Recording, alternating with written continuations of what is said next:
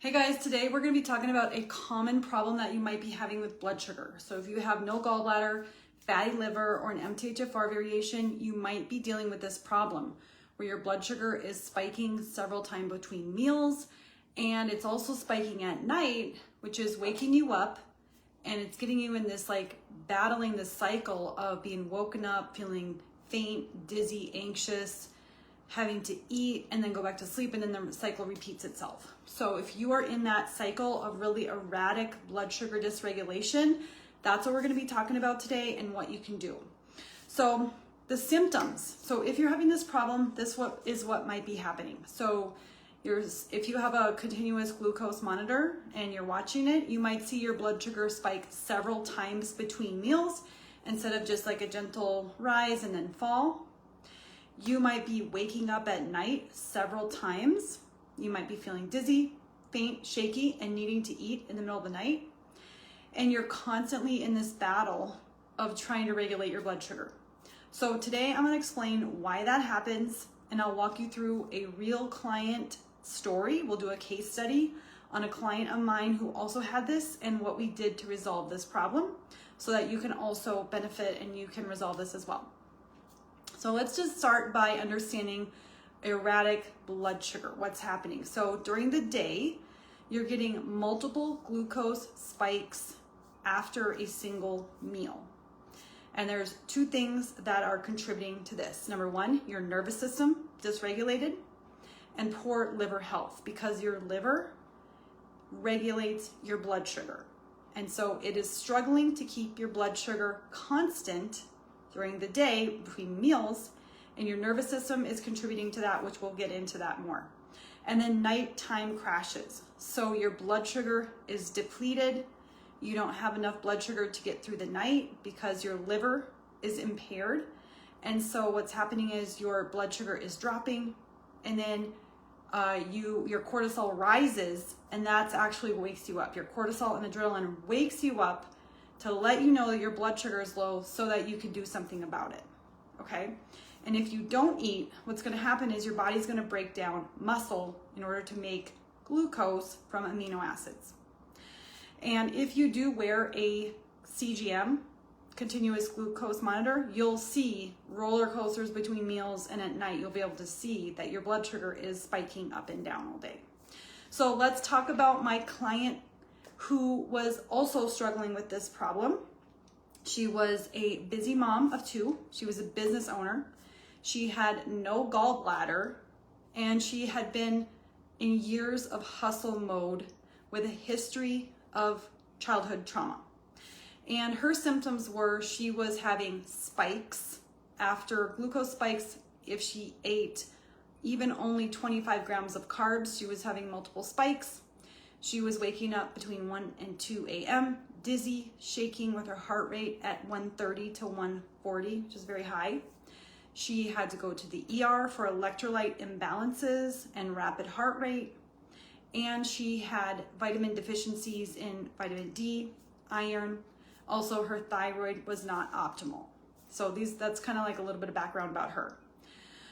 So she had a call, and we talked about what might be going on, and I told her how important it is for her to create a safe environment for her body by eating regularly every 3 to 4 hours consistently throughout the day to create a calm and relaxed nervous system so that so she was in a position where she had to manually regulate her blood sugar by eating small meals consistently throughout the day, because her liver was struggling. She had no gallbladder, so that's a sign that she probably has fatty liver, and her liver was struggling to regulate her blood sugar. Plus, she was coming from a very busy life, trauma, like just a lot going on in her life. And so her nervous system was kind of fried.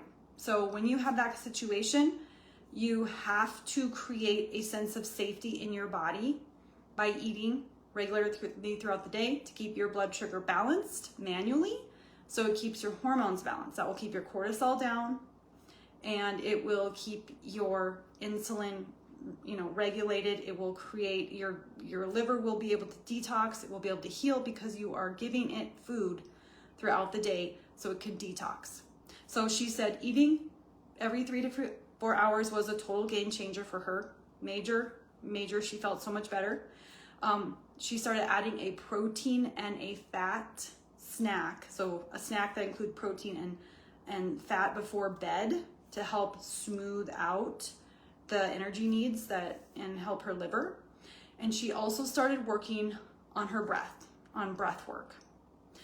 And she also needed some nutrients. Some nutrients that really helped were B1, thiamine, electrolytes, and liver support. And which includes some milk thistle, broccoli sprouts, which has something called sulforaphane, which helps to regenerate liver cells, and magnesium glycinate or magnesium baths. So this is what she said. The biggest thing was making sure that her meals were balanced and she never went hungry. She brings pumpkin seeds and cashews with her wherever she goes so that she doesn't get hungry. Breathing. She used to not be able to breathe to calm her heart and nervous system down, but now she can, because when you start working on your nervous system, you need to start working on your breath, because your breath is a signal. The breath is how you communicate to your nervous system about what's going on in the outside world. And if you're always doing short, shallow breathing, you're holding your breath, your jaw's clenched and your shoulders are up to here and your shoulders are always tight, you're sending a signal and a message to your body that it's not safe. And so it's going to keep you in this fight or flight. So you have to relax your jaw, your chest, your shoulders, and you have to start breathing slowly, practicing breathing slowly. You have to retrain your lungs to breathe slowly. And when you breathe slowly, you're sending a message to your body that everything is safe and it can relax. So she said breath work was a really important part of her transformation. And she said her issues were physical stress and so that made it tricky. But she lightened up her workouts, so now she doesn't do CrossFit and HIIT training. She does lighter workouts, and she has made an intentional decision to slow down. It's like, just slow down. Stop caring so much. Lighten the load, and I know some of us can't do that, but there are little things that you can do to help you to slow down. And she's been really working to optimize her liver health, which she believes is the center of metabolic health and hormone balance. So those are some of her biggest, that's what she said were some of the biggest things that helped her. So let's just go back and kind of reiterate. Let's really pull out the lessons that we learned. So these nighttime wake-ups that she was having are blood sugar crashes. So that's when your blood sugar drops below a safe level, and then your body has to wake you up. So it produces cortisol and adrenaline that wakes you up, and then you might feel like really anxious. You might feel faint, dizzy, because your cortisol and adrenaline is so high. And the only way to bring that down is really to eat something or do breath work. I mean, eating, you need to get your blood sugar up, but you don't want to be waking up in the middle of the night and having to eat all the time. So what we need to do is we need to regulate your blood sugar during the day, regulate your nervous system during the day, and that's going to help you sleep better at night. So you want to eat about 300 to 400 calories every 3 hours, which includes some protein, some fats, and some healthy fiber. So low glycemic carbs, so fiber-rich carbs. That's what I was trying to say. So you need to provide your body with that combination about every 3 to 4 hours. Otherwise, because you have to put your metabolism kind of on training wheels. Your metabolism is not strong enough right now to stretch, to go much farther than that. Your liver's not strong enough. Your metabolism is not strong enough. So you have to imagine that your metabolism is on training wheels. So, and then your nervous system regulation, you have to let your nervous system know that it is safe, that things are okay, and that you're in a place of safety. And you do that through your breath. So the best breath, like one of the best breathing cadence is called coherence breathing, where you're breathing in for 5 to 6 seconds and out for 5 to 6 seconds. That's called coherence breathing. It really tells your nervous system that everything is safe.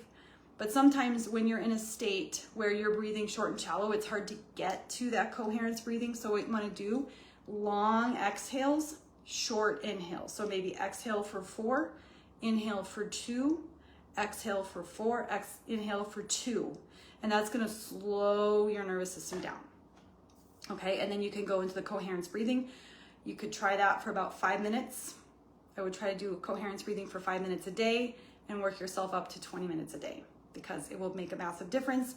And like I said, your breath is how you communicate to your nervous system. If you don't have a gallbladder, if you have fatty liver, if you have MTHFR, that's a sign.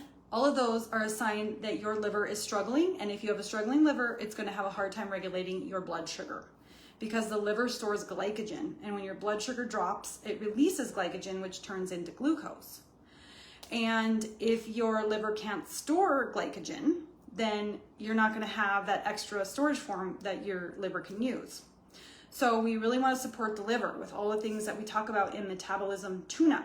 So eating every 3 to 4 hours, eating cruciferous vegetables, eating lots of protein, citrus fruits, magnesium.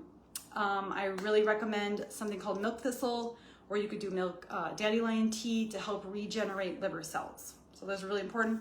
Also leafy greens. And then these micronutrients. So the B vitamins, magnesium glycinate or citrate, iron and D, but you got to be careful with iron supplementation. Getting outside into sunshine for the vitamin D if you can, and if you can't, supplementing with that in the winter time, especially if you don't have a gallbladder or you have fatty liver, because your body is having a hard time absorbing fat soluble nutrients like vitamin D from your food. So like if from milk or fatty fish or from mushrooms. Okay, so those are some steps. Now, a few more steps, a few more tips are always pair. So I just want to go back to this idea of pairing your protein, fats, fiber, and carbs all together in small portions, and low glycemic foods. So high glycemic foods are foods that are processed, where the carbs turn into sugar really quickly and cause a glucose spike, and then that spike, it drops, and then your body notices that drop, and so it will cause you to have another glucose spike, and then your insulin will have to come in.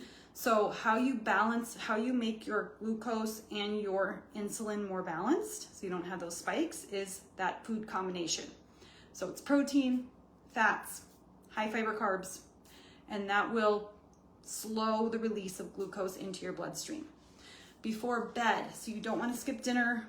You want to eat probably have your dinner 2 to 3 hours before bedtime, and then possibly having a bedtime snacks with protein and fat. And I will give you some more ideas about what you can have for your snack in the Metabolism Tuneup private Facebook group. I will put a list of bedtime snacks that you can have. And then before bed, really trying to slow your nervous system down. So maybe you want to do a magnesium foot bath, or you want to go for a walk.